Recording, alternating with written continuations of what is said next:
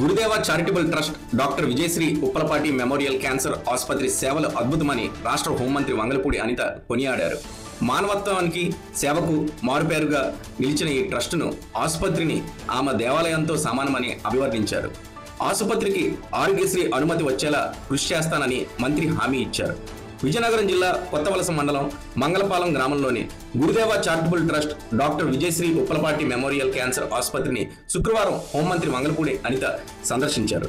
ఈ సందర్భంగా ఆసుపత్రిలో ఆపరేషన్ థియేటర్, ఐసీయూ, పలు వార్డులను ఆమె పరిశీలించారు.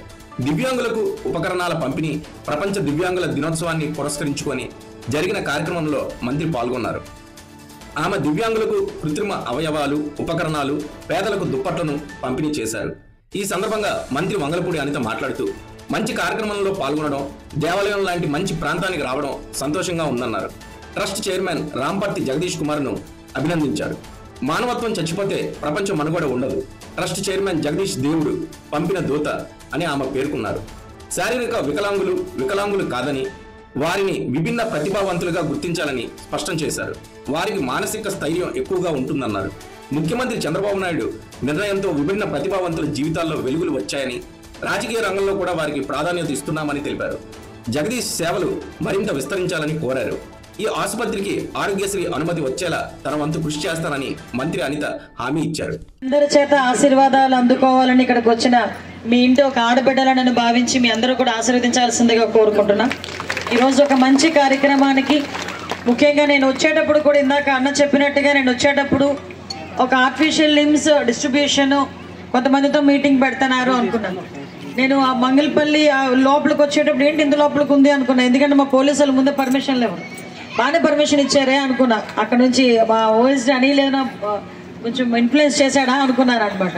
ఇక్కడికి వచ్చిన తర్వాత ఇక్కడికి వచ్చిన తర్వాత సమహౌ అక్కడ నుంచి స్టార్ట్ అయిందనమాట నాలో ఒక టైప్ ఆఫ్ ఇంట్రెస్ట్, క్యూరియాసిటీ.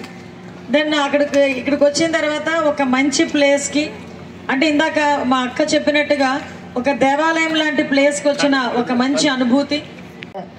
కానీ దేవుడు మన ప్రాణం అంటూ మన దగ్గర పెట్టాడంటే ఏదో ఒక రకంగా మనం ఏదో ఒక సాధిస్తామన్న ఆశతోనే దేవుడు మనల్ని పెట్టాడు.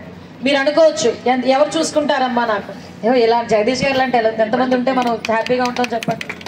ఏ రోజు కూడా దేవుడికి దండం పెడతాం, అమ్మా దేవుడా నన్ను సుఖంగా చూసుకో, లేకపోతే నా కొడుకు ఉద్యోగం, లేకపోతే నాకు ఎక్కడ ఏం కాకుండా చూడు, నేను శుభ్రంగా బతికేటట్టు చూడంటే డైరెక్ట్గా దేవుడు కిందకు వచ్చి చేయడు కదా.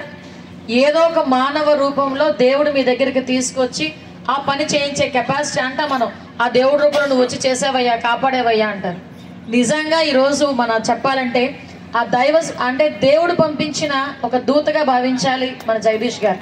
వాళ్ళు మీరందరూ ఓటేసి గెలిపించిన మేమందరం కూడా మీకు ఏ రకంగా సహాయం చేస్తున్నా, మీకు ఏ రకంగా సేవ చేస్తున్న విషయం తెలియాలి కాబట్టి మీకు అందరికీ కూడా చెప్తున్నాం. మొన్ననే అంతర్జాతీయ విభిన్న ప్రతిభావంతుల దినోత్సవం రోజు సార్ మాట్లాడుతూ ఈ ఎస్సీ, బీసీ, ఎస్టీ లోన్స్తో పాటు విభిన్న ప్రతిభావంతులకి కూడా సబ్సిడీతో 50% సబ్సిడీతో లోన్లు పెట్టించుకొని వాళ్ళు ఏదైనా జీవనోపాధికి ముందుకెళ్లేదానికి కూడా ఈరోజు మనం ప్రోత్సాహకాలు ఇస్తున్నాం.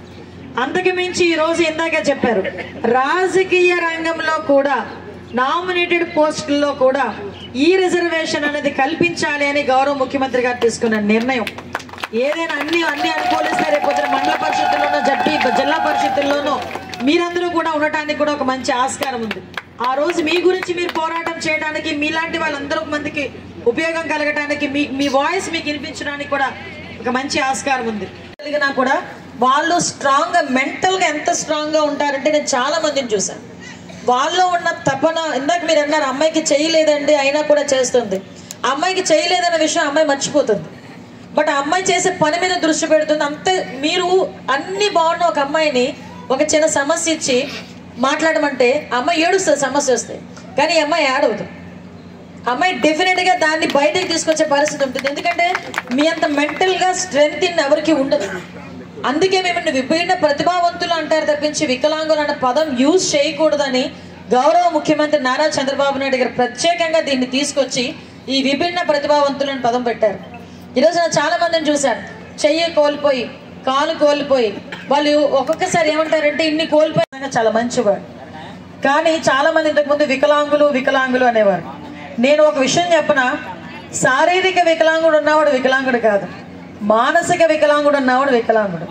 మానసిక వికలాంగుడు అంటే ఏంటో చెప్పనా, అన్నీ చేయగలిగి సాయం చేయగలిగే సత్తా ఉండి ఒంట్లో అన్ని అవయవాలు బాగానే పనిచేస్తున్నా కూడా ఒంట్లో ఏదో దుర్బుద్ధితో కన్నింగ్ నేచర్తో ఉండి అవతల వాళ్ళకి సాయం చేయకపోగా అవతల వాళ్ళకి హాని చేయాలని చూస్తారు చూడండి, వాటి మానసిక వికలాంగులు అంటారు. అసలైన వికలాంగులు ఎవరంటే వాళ్ళు, మీరు కాదు. మీరు నిజంగా చెప్పాలంటే విభిన్న ప్రతిభావంతులు.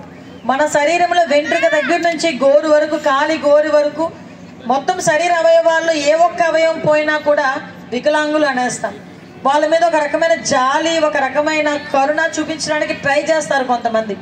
కానీ నేనేమంటానంటే వాళ్ళలో ఉన్న మానసిక స్థైర్యం ఎలా ఉంటుందో తెలుసా? నిజంగా మనం సాధారణంగా మీకు శారీరకంగా ఉన్న వికలాంగులే ఒక 100 కోట్లు ఎలా సంపాదించుకోవాలన్న వాళ్ళని కూడా మేము చూసాం.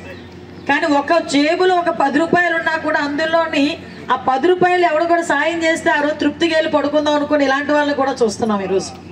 అది తేడా. ఈరోజు మానవత్వం అన్నది గనక చచ్చిపోతే ప్రపంచం నాశనం అయిపోతుంది. చాలామంది మానవత్వం చచ్చిపోతుంది అంటున్నారు, కానీ మానవత్వం చనిపోయిన వాళ్ళే మనం ఎక్కువ చూస్తున్నాం. మానవత్వంతో బతికిస్తున్న వాళ్ళని, ఇలాంటి వాళ్ళని కూడా మనం చూస్తే మన సొసైటీ మీద కూడా మనకు ఒక మంచి ఆలోచన వచ్చే పరిస్థితి కనిపిస్తూ ఉంది. నేను ఒకటే కోరుకుంటున్నా, ఈరోజు విభిన్న ప్రతిభావంతులకి సంబంధించి గౌరవ ముఖ్యమంత్రి గారు కూడా, ఎందుకంటే నేను ఈ విషయం చెప్పాలి. ఒక 3,000 రూపాయలు ఫస్ట్ 1,500 రూపాయలు పెన్షన్ ఉండేది. ఆ పెన్షన్ కాస్త వద్దు 3,000 చేద్దామన్నారు. సార్ మనకి కొంచెం ఇబ్బందిగా ఉంది సార్ అంటే, లేదు వాళ్ళకి ఇవ్వాలి అన్నారు. తర్వాత 3,000 రూపాయల నుంచి ఒకేసారి 6,000 రూపాయలు చెప్పారు. 6,000 రూపాయల వరకు ఓకే, దాన్ని 3 భాగాల కింద చేశారు. ఒక నెల 6,000 రూపాయల జీతం పెన్షన్ ఒకరు, తర్వాత 10,000 రూపాయలు ఒక కేటగిరీ, 15,000 రూపాయలు ఒక కేటగిరీ. అంటే కంప్లీట్గా మంచాన్ని పడిపోయిన వాళ్ళందరికీ కూడా నెల అయ్యేసరికి 15,000 రూపాయలు వాళ్ళ ఇంటికి వెళ్ళి ఆ 15,000 రూపాయలు చేతిలో పెట్టి వచ్చే పరిస్థితి. అంటే 15,000 రూపాయలు చేతిలో పెన్షన్ రూపంలో వచ్చిన తర్వాత వాళ్ళకి లిమ్స్లోని శబరిమల కొండ ఎక్కాడంట. నిజంగా ఇప్పుడు అలాంటప్పుడు అనిపిస్తుంటుంది గాడ్ ఈజ్ గ్రేట్ అని. ఎందుకంటే చాలా మంది శబరిమల వెళ్ళాలి అనుకున్నా కూడా చాలా మంది వెళ్ళలేరు. అన్ని అవయవాలు పనిచేస్తూనే నేను ఎక్కలేనమ్మా అని డోలీల మూతలతో వెళ్తూ ఉంటారు. నిజమమ్మా. కానీ 2 కాళ్ళు లేకపోయినా ఆ దేవుడి మీద ఉన్న భక్తితో, ఆ సంకల్ప బలంతో నడుచుకుంటూ కొండెక్కి వెళ్ళి ఆ దర్శనం చేసుకుని వచ్చాడంటే నిజంగా అది మీరందరూ పెట్టిన అది ఆ పుణ్యం. అది దానికి మరొకసారి కూడా ఆ అబ్బాయి తరఫున కూడా నేను మీకు థ్యాంక్స్ చెప్పాలి. మీ సేవలు ఇక్కడ మంగళపల్లి గ్రామానికి, చుట్టుపక్కల గ్రామాలకే కాకుండా అన్ని రాష్ట్రం మొత్తం, దేశం మొత్తం కూడా ముందుకెళ్ళాలి అని నేను మనస్ఫూర్తిగా కోరుకుంటున్నా. మీరు ఏదైతే ఇందాక ఎన్టీఆర్ వైద్య సేవ గురించి చెప్పారో మమ్మల్ని మీరు రిక్వెస్ట్ చేయొద్దు సార్, ఆర్డర్ చేయండి. ఎందుకంటే మేము చేయాల్సిన బాధ్యత మా మీద ఉంది. మేము డెఫినెట్గా అది బాధ్యత తీసుకుంటాం. మేము డెఫినెట్గా చేసి పెడతాం. అందుకే అవసరమైతే ఏదైనా అటు ఇటు ఉన్నా కూడా గౌరవ ముఖ్యమంత్రి గారితో, మీ ఎమ్మెల్యే గారు, మీ ఎమ్మెల్సీ గారు, నేను అందరం కలిసి వెళ్ళి మాట్లాడైనా దానికి అప్రూవల్ తీసుకొస్తాం. ఎందుకంటే మీలాగే సేవ చేసుకునే వాళ్ళకి ప్రభుత్వం తరపు నుంచి కూడా సపోర్ట్ ఉంటే ఆ సేవ ఇంకొంచెం ముందుకెళ్లే పరిస్థితి కనిపిస్తూ ఉంటుంది. ఒక పక్క నుంచి హైందత్వాన్ని ముందుకు తీసుకెళ్లడంలో కానీ, వాళ్ళలోని సంస్కృతి సంప్రదాయాలను ముందుకు తీసుకెళ్లడంలో కానీ, వాళ్ళ భావాలను అర్థం చేసుకొని వాళ్ళకి కూడా ఎంతో కొంత పెన్షన్ ఉంది కదా అని చూసుకోవడానికి ముందుకు వస్తారు. వాళ్ళకి ఆ భరోసా మనం కల్పించాలి.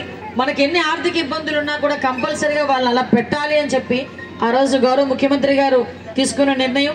ఈరోజు ఎంతో మంది విభిన్న ప్రతిభావంతుల తాలూకా జీవితాలు బాగుపడ్డాయంటే ఇది ఒక కారణంగా నేను భావించాలి. దానికి అందులో మేము పార్టిసిపేట్ చేస్తున్నందుకు కూడా మేమందరం కూడా చాలా హ్యాపీగా ఉన్నాం, గర్వంగా ఫీల్ అవుతున్నాం. అట్ ద సేమ్ టైం ఈరోజు మన ఇందాక నేను అడిగాను మనకి ఏం చేస్తున్నారని. మీకు విషయం తెలుసా, కోటేశ్వరరావు గారు అని 2 కాళ్ళు కూడా ఆయన పని చెయ్యి.